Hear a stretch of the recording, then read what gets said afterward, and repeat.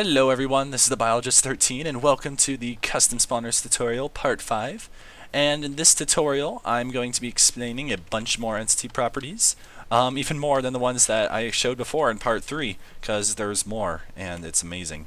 So yeah, but before we jump right in, I'm going to just have to apologize for the long break in between part 3 and part 4.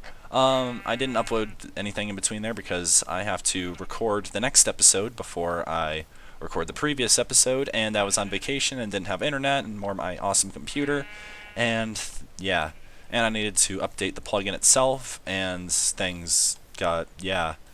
So now that I'm back though, these are going to be coming out a lot more frequently, and it's going to be amazing. So let's go right into it. So the first property I'm going to explain is the air property. And the air property just allows you to set how many ticks of air that a mob has when it spawns, like if you spawned it underwater. I actually don't have a spawner set up for this one because it'd probably be for squids, and squids are evil. So we don't want them to get air. We want them to die. So yeah. Alright. So the next actual one I'm going to show you is in the Custom Spawners Petting Zoo.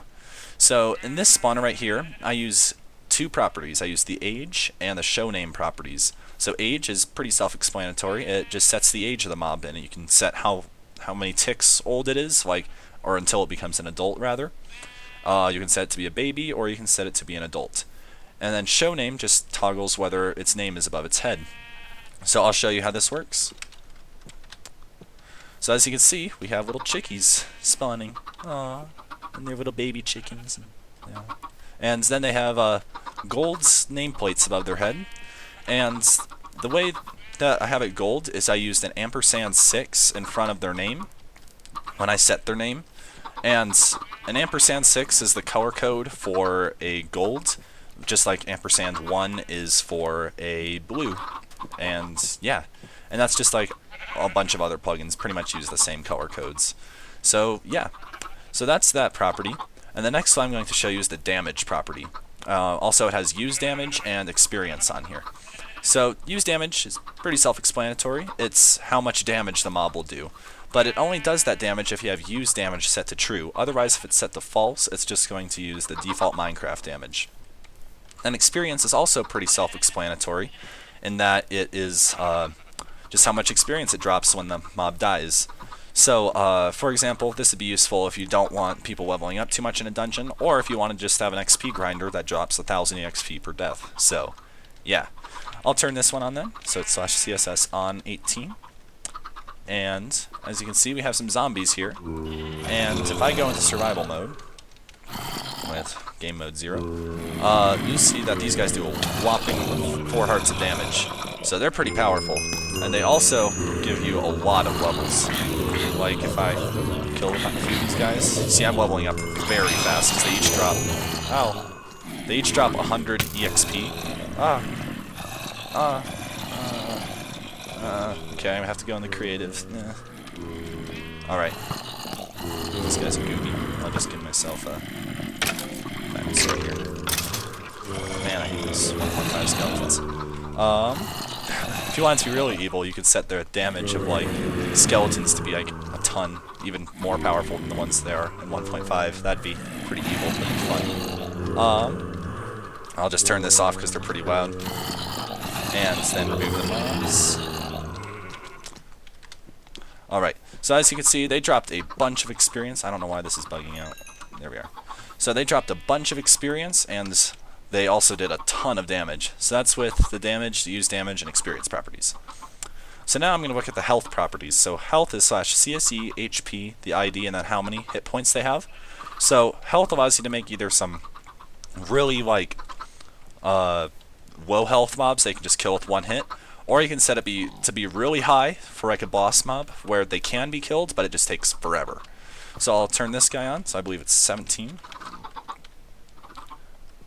So as you can see, these cows are just like normal cows, except they only have 1 hit point of health, which is only half a heart. So they die instantly. So I'll just turn that off because that's pretty much all there is to that property. So yeah, that's pretty cool. And now let's get into some really cool properties. So over here, I have some shop of custom spawners. And basically what this allows you to do is press a button and it spawns an item for you. So as you can see, I pressed that button, and a sword spawned for me right here. So I can pick that up. Same with this one. And this one is supposed to drop the enchanted one, the Budhar. But the spawners are right next to each other, so the redstone is carrying through. But anyway, the way I did this is I'm using the redstone properties of spawners. This just digressing from the entity properties. These are spawner properties. And the item type. So the redstone property is easiest to explain. So CSS, redstone, and then true or false. That makes it so a spawner, as long as it has redstone current, it will obey the normal spawn rate rule, but it will only spawn while it's powered. On power is a bit different. It spawns as soon as it receives redstone power. So that's what I'm using for these ones, because as soon as this button is pressed, it spawns. So yeah, that's pretty cool. And then the item type is a entity property, so it's /CSE item type, the ID number of the entity, and it has to be an entity of type item. And then you enter the ID number of the item, and then you can put a colon for the durability. Like, for example, if you wanted like a piece of cloth that's a different color, then you can put one of those numbers after it. And in replacing this whole ID durability thing, you can just put hand, and that will use whatever item is in your hands and will copy over all the enchantments and metadata and stuff like that. So if you wanted a player skull, then you could do that. So yeah, that's how I got this enchanted sword here, because I couldn't do that normally with just ID and durability. I had to hold an enchanted sword in my hands and then type hand. So yeah. And then over here, we're using some potions. So I have the potion splasher over 9,000 here, and it is using a potion type entity. And then I set the potion type of it with /CSE potion type, effect, then the level, then the time. So effect is what effect type it is, the level is the level of the potion, and then the time is how many ticks it will last for.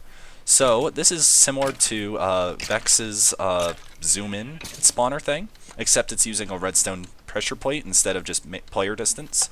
So as you can see, it zooms in while I'm standing on it, and with a slowness potion effect, and it spawns really quick, so you stay zoomed in, and as soon as you're off, the potion effect wears off. So yeah, that's pretty cool. And for this, I just basically did a slowness level 50 that only lasted 5 ticks, I believe. So yeah. So now we're going to go into the nether and look at some crazy explosives, because he doesn't love blowing stuff up.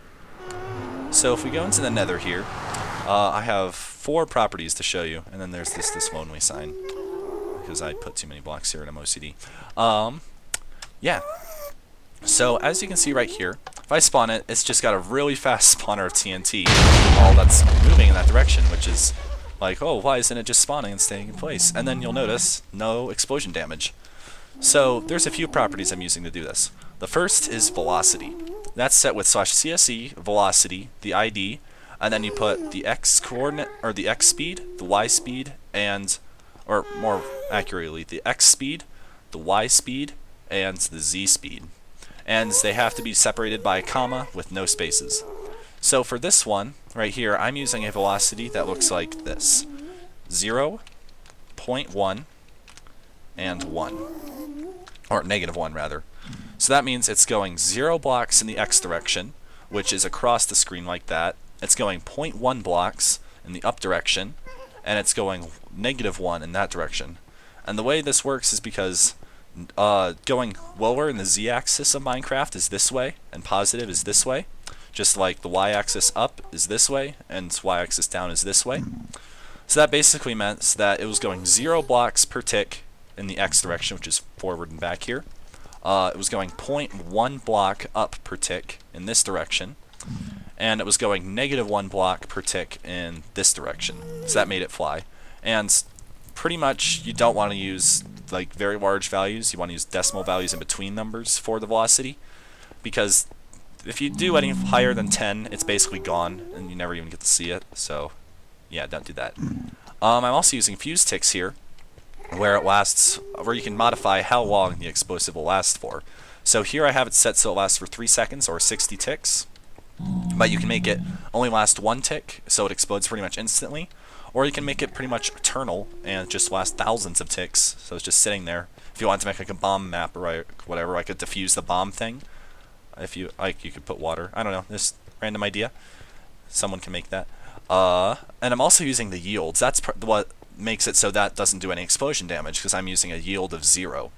So that's done with /CSE yield, the ID number, and then the radius. So I have it set to 0, so it's not doing any explosive damage. However, if I change the mob or the TNT to have a high explosive yield, then there'll be some crazy stuff that'll happen. And I'll actually show it at the end here. But the last property we're going to do, because we're going to do it with that same thing, is the incendiary property. That makes it so it acts like a gassed fireball and sets the ground on fire when it explodes. And you can do that with /CSE, incendiary, true or false. So I'll be right back as soon as I figure out what mob this is. So, alright, and back. So I found out it was entity 25, and I selected it right here. So we're going to make it so it has a explosive yield of 8 blocks, so it's going to be pretty powerful, because a normal TNT I believe is only 4 or 5 or whatever, and it's going to be incendiary. So for that we're going to do /CSE, and then yield, that's not how I spelled yield, and then 8.0. So now it has an explosive yield of 8.0. Now we're going to set it incendiary with /CSE incendiary, and then true. So now if we turn this on, oh yeah. So that was a pretty powerful explosion. And you can also do this with any type of gassed fireball or any other types of explosives and make them incendiary and have all this huge explosive power and all sorts of stuff. And velocity, wow, voice crack. Velocity also affects gassed fireballs and stuff like that, and can apply to any mob and anything and make it fly. So yeah, so that's it for this tutorial, guys, and I will see you. Okay. Wow, that actually blew up obsidian. Oh no, there was glowstone there. I thought that blew up obsidian. Anyway, guys, I will see you later. Bye.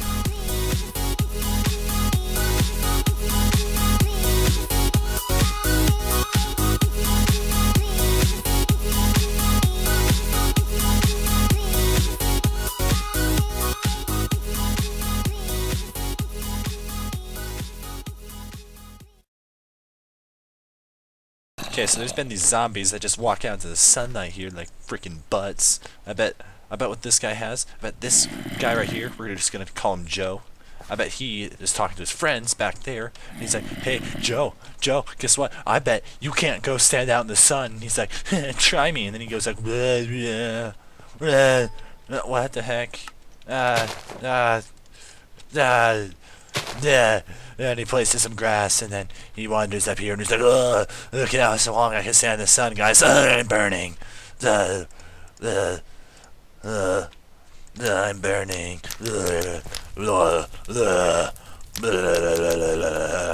I'm burning." And then he dies.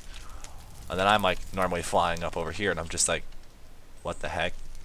And then all his friends down over here, they're all like just laughing hysterically because they're Joe just died, and I'm just like, we just told him to do that, and then they all feel bad about themselves, and then yeah, the end.